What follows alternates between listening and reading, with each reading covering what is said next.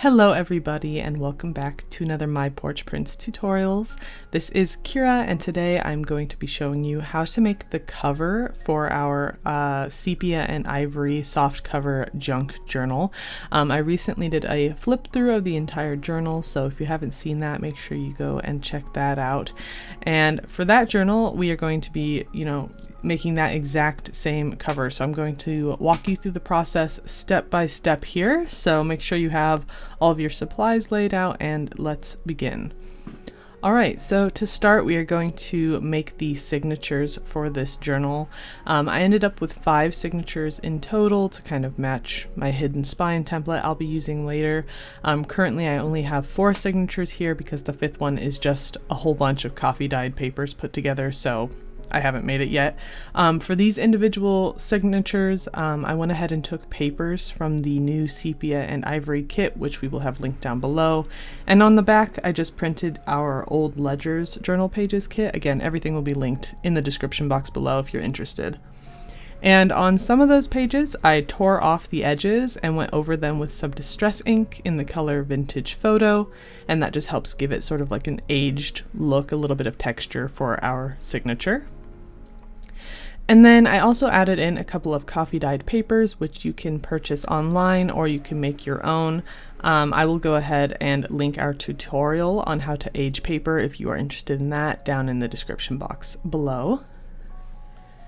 And then I like to add about 4 to 6 to 8 pages to my signatures, depending on how thick you want your journal to be.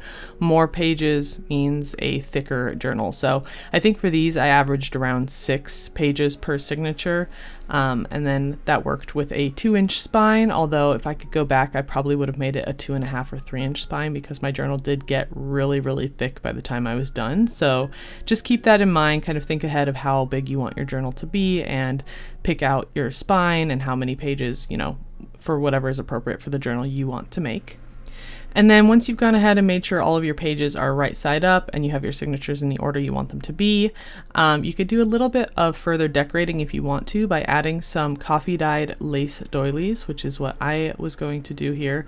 So I went ahead and made these doilies ahead of time. I just soaked them in coffee, and you can either put them in the oven for a couple of minutes and let them cook that way, or like I put some of these in the microwave for about 30 seconds and that worked as well.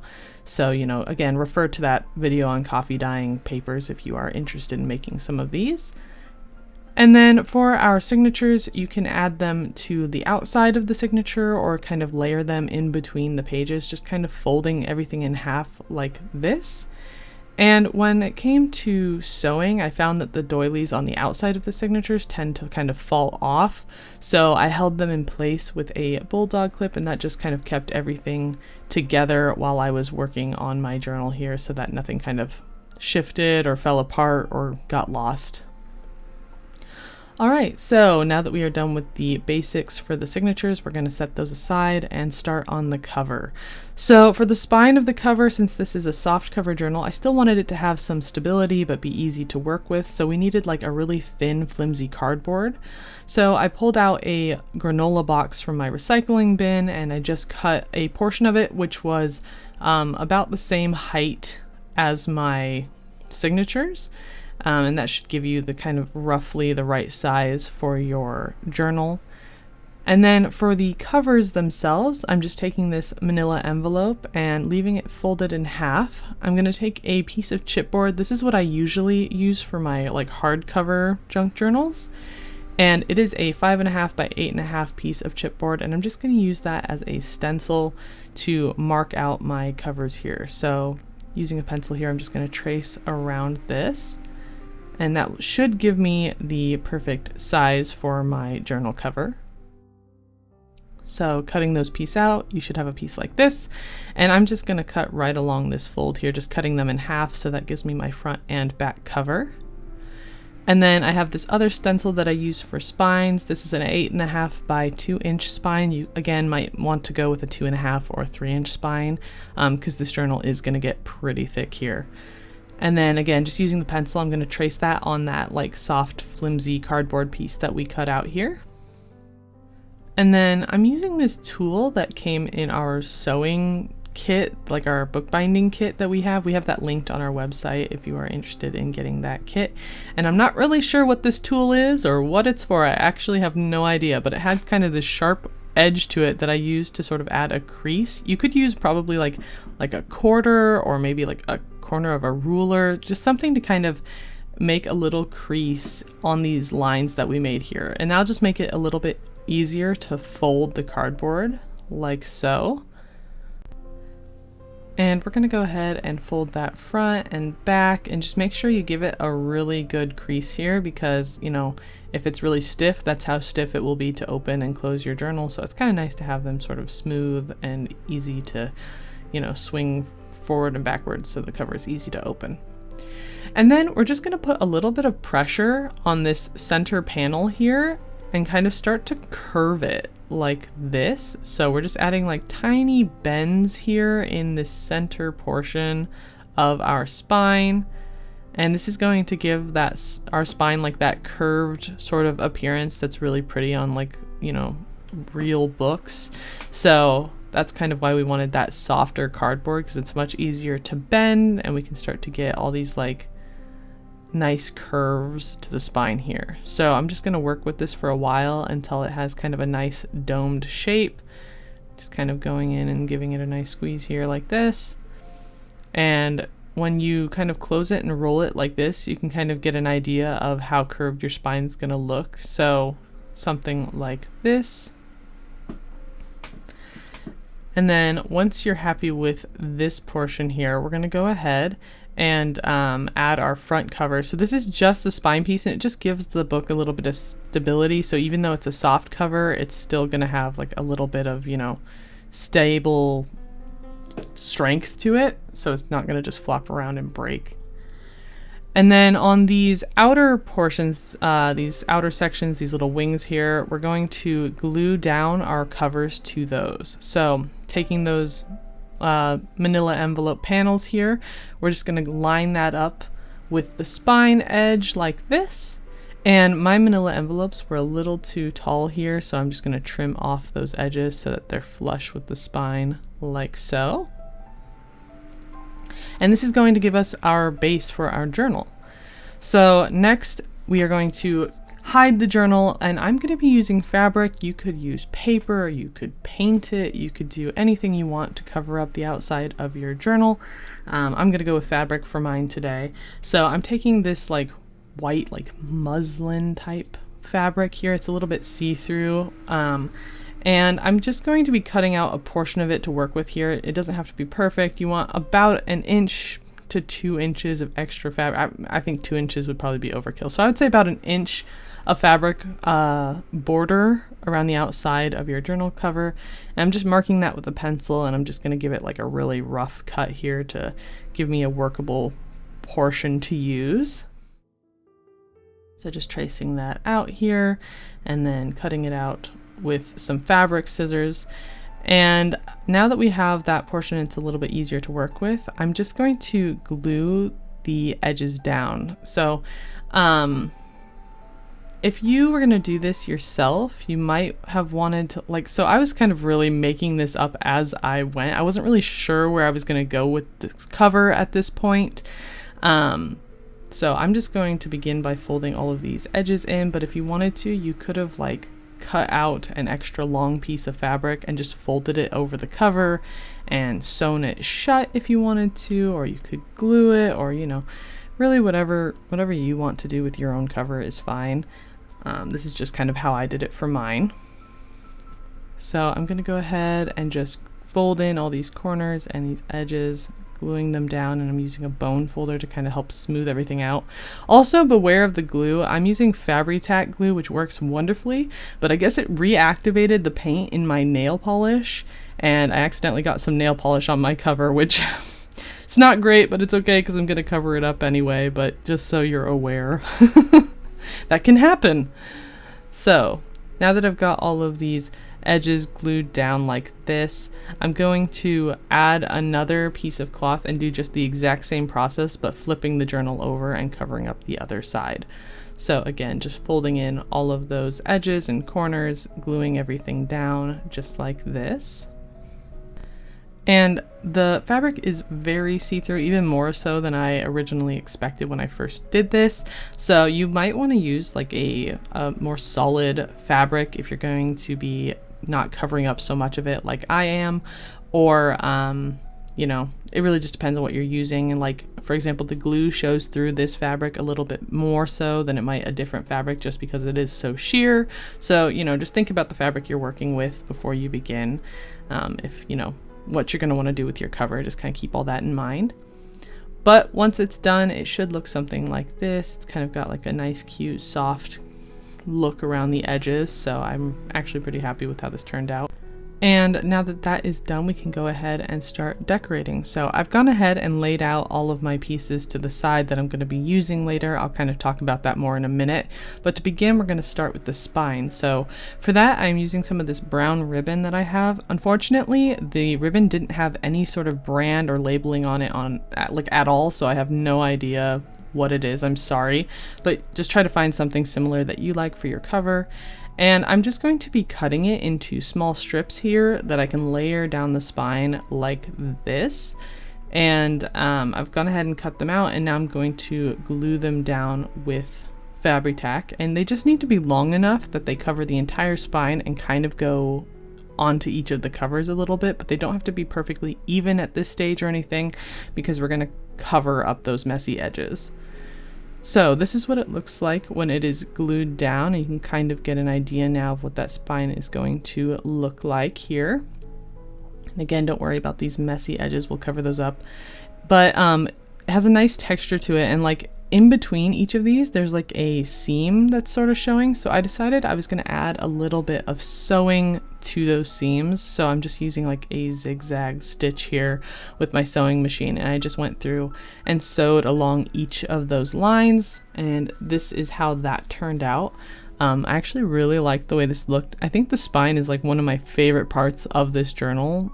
So I'm really happy with it. So I would recommend giving this a shot if you haven't tried it before. It's kind of a fun process to do. And then for decorating, I went ahead and grabbed everything and laid it out on my journal cover beforehand. And when I was happy with the design, I took a picture of it and printed it out on a piece of paper so I could reference it later. This was super helpful for my process so that I didn't get frustrated as I was working, like if things fit right or looked right. So I would recommend trying that out as well. And then for decorating, I also used some bulldog clips here to help me mark where the edge of my cover stops, so where it meets the spine. So I know that the edge of the bulldog clip, I don't want to go past that when decorating, otherwise it'll get onto my spine and look a little messier than I want it to. So now that I have everything sort of marked out, we can begin with decorating. So to start, I'm taking a piece of this sort of like lace ribbon here, this larger ribbon, and I'm just going to begin by placing that on the cover here. It's not covering the entire cover, just most of it. And I'm lining it up with those bulldog clips and the edge of that spine. And I'm going to be gluing this down as my first layer. So when you're layering things on a cover like this, you really want to think about like what's going to go first, what's going to go on top of that in the next part of the process. And that will just help you as you're working, keep things sort of clean and looking nice as you go. So clipping that piece of ribbon in place, I'm going to use Fabri-Tac here and glue this piece down. It's a little difficult because it's so lacy, but it worked in the end. You just got to kind of take your time with it here. I'm going to try to smooth things out with my bone folder, trying not to get too much glue everywhere. And just go ahead and glue that down. And again, you don't have to use the exact same pieces I'm using here. I got this from a fabric store, but you could use any kind of lace or any kind of fabric piece that you want here. It's completely up to you and how you want to layer things, you know, get creative with it. And then I'm gonna fold these edges over the cover and glue them down because I thought that would look cleaner than cutting them. So that's just how I'm doing it. And then I'm gonna add another piece of lace here. I'm kind of sticking with like a layered theme, but I'm keeping with fairly neutral colors because I didn't want things to look too messy. So I'm going in with some like cheesecloth here in the corner, and I'm just going to add a little piece up here, just trimming off the extra.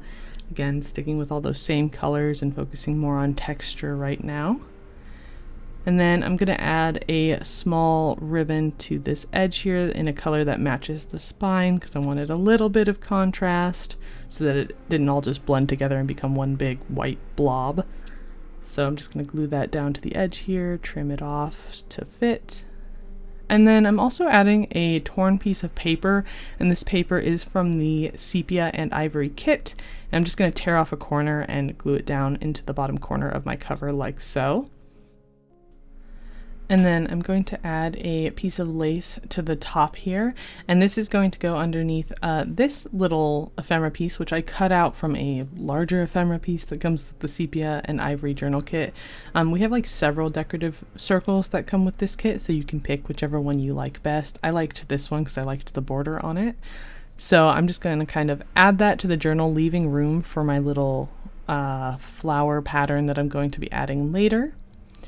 And around the outer edge of this little circle, I'm going to be adding a string of beads here, these little pearl beads, and I'm just going to press those into the glue that I added earlier, just like this.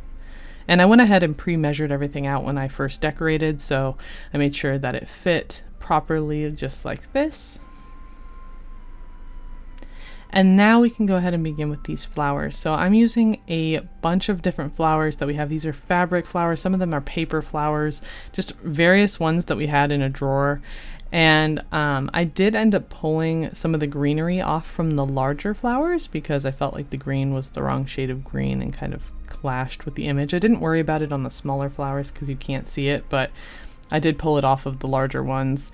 And I went with sort of like ivory and cream colored flowers here, and I just grabbed various sizes and types, and I'm just going to be kind of trailing them from one corner of the journal cover to the other and just sort of like loop it around the edge of my little window, I guess you would call it, at the top here, this little decorative window. So I just tried to keep it so that most of the flowers that I had were not touching similar flowers, like giving them space and adding small flowers in between the larger ones, just like this. Just kind of feeling out what looked right. There's no necessarily wrong way to do this. And I did lay out my hardware ahead of time so that I could make sure I left room for it, because it's really important that you do that. And, you know, if you're interested in getting some of these, I will link these little flowers that we have down below. They're just little paper flowers, and they come on these like wire stems. And I just cut the flower off of the stem. It's real thin and easy to do. So I'm just going to go ahead and throw the stems away and keep these little flowers for myself. And I'm going to just add them to the cover like this. All right, so now that I have sort of everything laid out and I know I've got room for my hardware here, I'm going to use Fabri-Tac to glue my flowers down. You could use hot glue or super glue or whatever you want. I found that the Fabri-Tac actually worked super well and everything hung on just fine. So this is kind of what that looks like when it's done.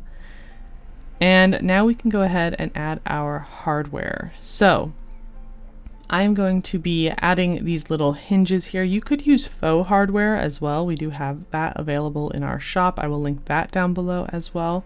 But if you're using real hardware, you want to make sure that you add your hinge right to the fold in your spine and cover like this, and holding it in place once you have it where you want it. I'm using a Sharpie to mark where these little holes are in the hinge. So just gonna go ahead and do that real fast. Just like this. And then I'm going to remove the hardware piece and going over some of those holes that I didn't quite mark dark enough, just to make sure that I can see them. And this is going to give us a placement for where we're going to poke our holes through the journal cover. So I'm going to take an awl. Again, this came in the sewing kit that I referenced earlier. You could use any sharp object that you have on hand, and I'm just going to poke some holes out right through my cover where we marked with the Sharpie like this. And then using some brads, I'm going to use these to secure the hardware down. So I grabbed a handful of the ones I would need, and you're just going to poke it through the hardware and through the hole like this to secure it in place. And then you can go ahead and flatten out the prongs inside of your journal cover just like this. And I went ahead and did that for both hinges. And when it's done, it should look something like this. And they're more decorative than actually useful because of the way the cover is. It's kind of like stiff, so it's more just for decoration, but it does look really pretty, so you know, it's kind of fun to add and try.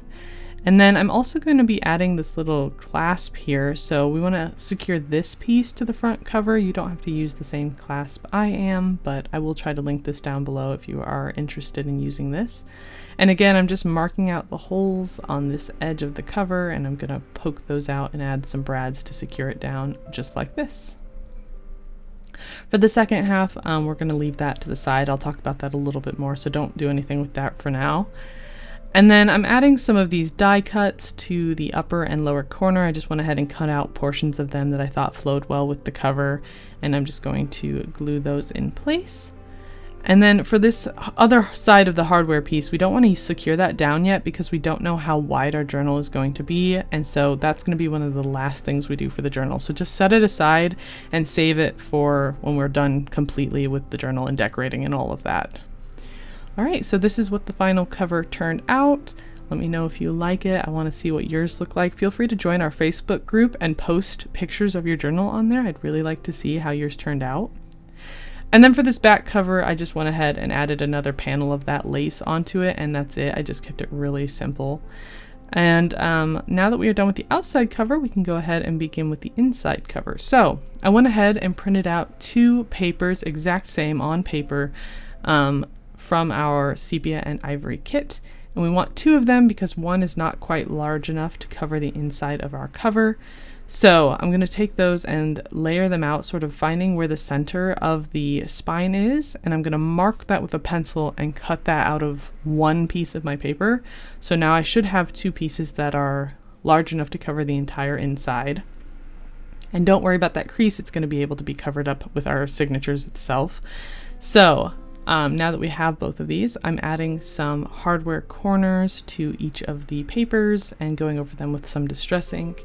And then using Fabri-Tac, I'm going to glue them down in place. So I'm going to start with this larger piece here and glue that down like so.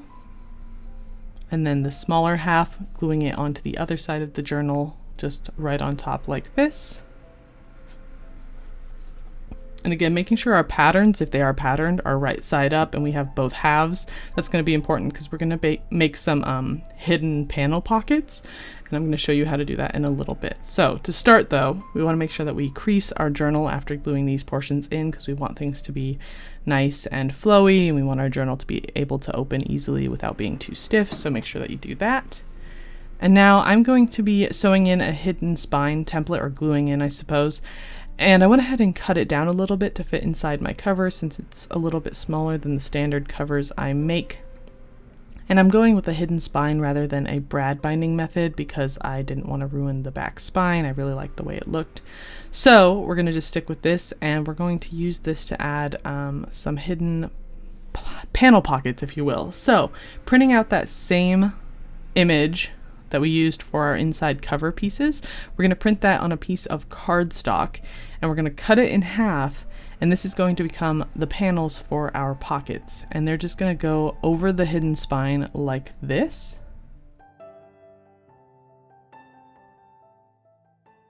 And once you have those 2 pieces and they're kind of layered over their mirror images on the bottom, we are going to mark about an inch and a half in on those panel pieces with a pencil, and I'm just going to cut that edge right off so that we can kind of see a little bit more of the image behind. And this is going to help guide us when lining up the images. We want them to kind of layer one on top of the other so that they look like one seamless image again, just like this. And then I'm going to, once I get that lined up, I'm going to hold it in place, and I'm just going to crease right where the cover and spine sort of bend here. You could use a pencil to mark it if you want. I just used a fingernail to crease it. And we're going to cut that edge off. So now our panel should fit right inside of that cover fold, just like this, right on top of that other panel, and they should be able to line up. And now we've got like a little secret panel here. And I'm going to do the exact same process with the other side. Marking that edge, cutting it off, creasing it, folding it, cutting that edge off, and now they should line up on either side of the spine just like this. Alright, so now that we have those panels, we can go ahead and set those aside for now. And I'm going to sew in my pages to my hidden spine template, which I already have a tutorial on how to do that. So if you are curious on how to do a pamphlet stitch or how to use a hidden spine, I will link that tutorial down below if you would like to check that out. Or you could also use a brad binding method for this as well, just you won't be able to see the brads on the outside, which is fine, which means you won't be able to edit it either, so just keep that in mind. But if it's simpler for you than sewing, you can always do that. Now for the pages, I'm just going to add a bulldog clip to kind of hold them in place here while I'm working. And using Fabri-Tac, I'm going to add that to the little wings here of the template and glue it into the journal right on top of the spine like this. And then I'm going to take those panels that we made, and those are going to go right on top of those wings and hide them, hence hidden spine.